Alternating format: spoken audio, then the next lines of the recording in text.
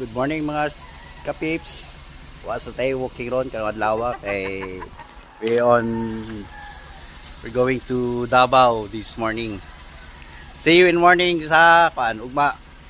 Hiking ta dito sa Davao. For meantime, travel lang sa ta.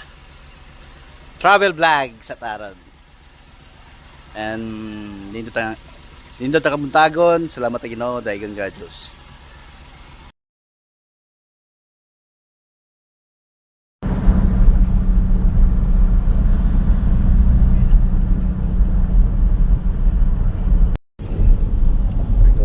Davao City.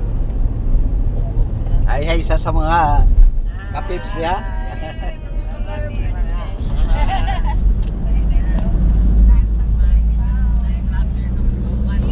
Verse of the day is in Corinthians chapter 9 verse 6 and 7.